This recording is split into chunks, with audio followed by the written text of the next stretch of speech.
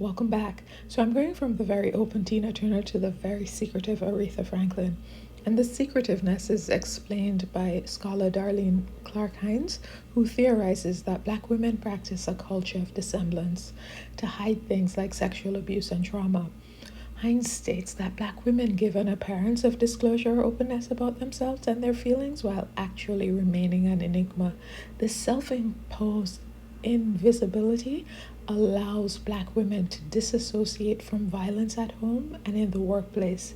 It facilitates mental and physical survival under hostile patriarchal conditions. This is a survival trauma response.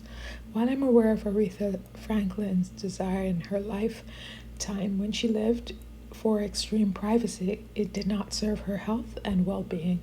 Disassociation is a temporary escape from trauma. Reality must be faced and addressed.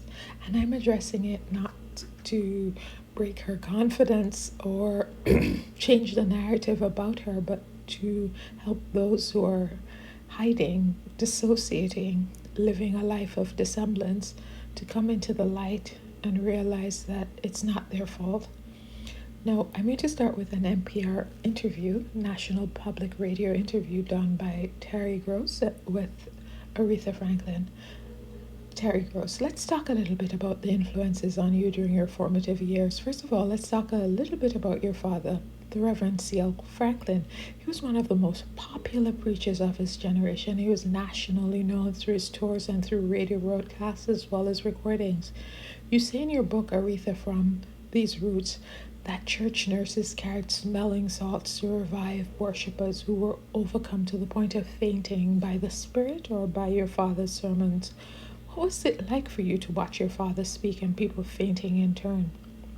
Franklin, well, it was tremendous. I loved going to church. I enjoyed being a part of the choir and just doing things in and around the church.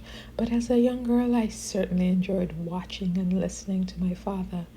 But let's delve into the reality of Franklin's formative years. Aretha Louise Franklin was born on March 25, 1942 in Memphis, Tennessee, but was raised in Detroit. Her parents were Reverend Clarence LaVaughn Franklin, as already stated, who was a well-known Baptist minister and civil rights leader, and her mother was Barbara Seegers Franklin, a professional singer. The relationship was tumultuous. Both parents had extramarital sexual relationships. Franklin's father, at the age of 25 years old, sexually assaulted and impregnated at least one 12-year-old girl, Mildred Jennings, before leaving Memphis for Detroit. The name of the child he had with Mildred Jennings was Carl Elon Kelly.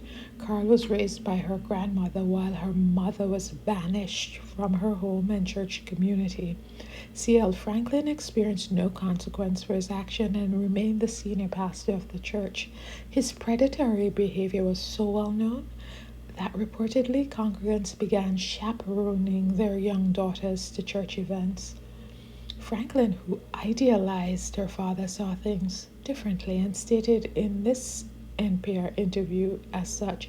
And Franklin's account can be true as well, because many things can be true at the same time. Interviewer, you say about your father that he was a minister. He was also a man, and that some women pursued him aggressively night and day. So he wasn't uncomfortable with that? I have no idea. I never discussed it with him, and he never discussed that sort of thing with his children. But as children, we could certainly see that the women were kind of aggressively taking off behind him.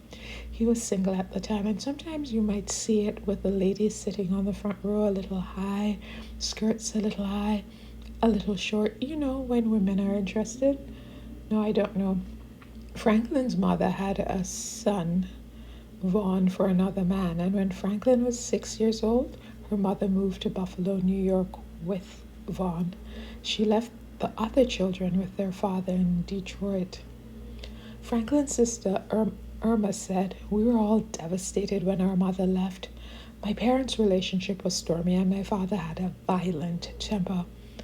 I'd also be lying if I didn't admit that we certainly knew about my father's reputation as a ladies' man. We saw how women in the church literally threw themselves at him. After I became older, I saw for myself that he availed himself of many of those women, end quote.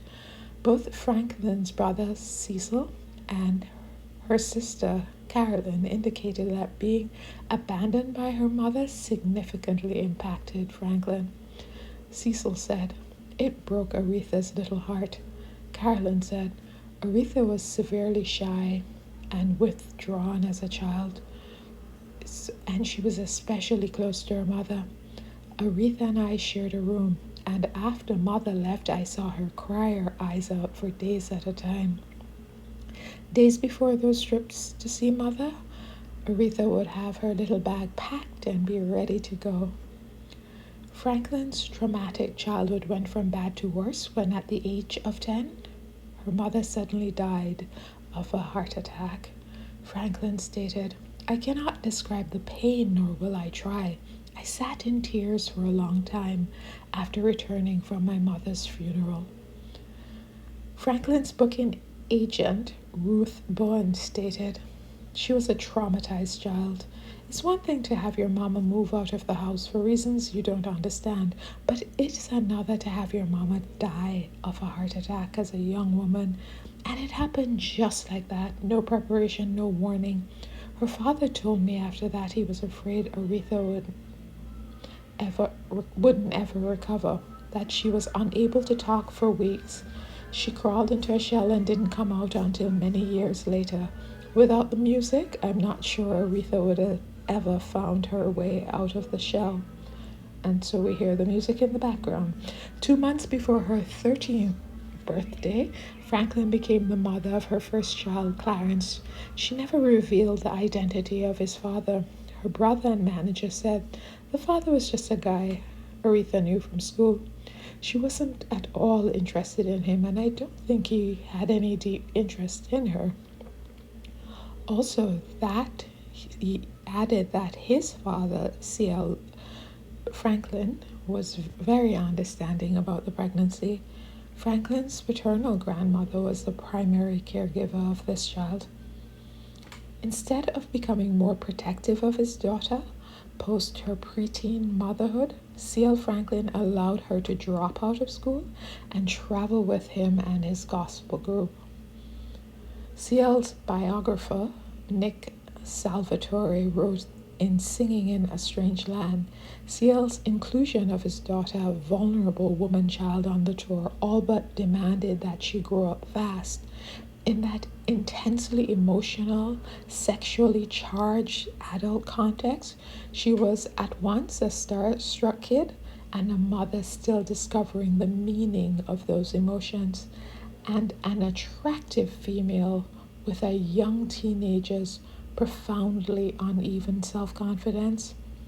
Her very presence unavoidably exposed her to experiences well beyond her years.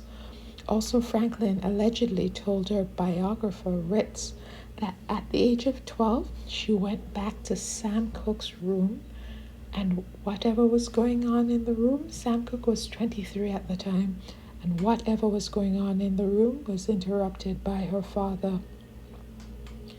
In the NPR interview, Franklin shared about her pre-teen crush on Sam Cooke.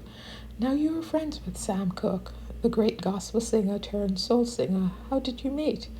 "Sam and I met at a Sunday evening program that we had at our church back in the early 50s.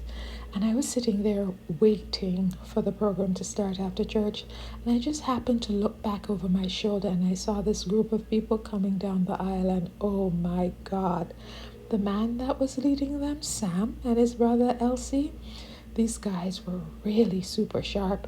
They had on beautiful navy blue and brown trench coats, and I had never seen anyone quite as attractive, not a male as attractive as Sam was. And so, last prior to the program, my soul was kind of being stirred in another way. Of course, this is teen feelings, little crushes. It shouldn't have gone into bedrooms and stuff. She should have enjoyed her childhood. Not surprisingly, Franklin became pregnant again at the age of 14 with her second child, Eddie. Franklin claims that her father was fine with the second child. But this was refuted by her brother Cecil, who said, "It's enough to say he wasn't at all happy, and he made his unhappiness quite clear." It is unclear whether Franklin was impregnated in her travels or at home, where there were frequent parties and visitors. NPR interviewed many singers who grew up in the church weren't allowed by their parents to listen to or to perform pop music.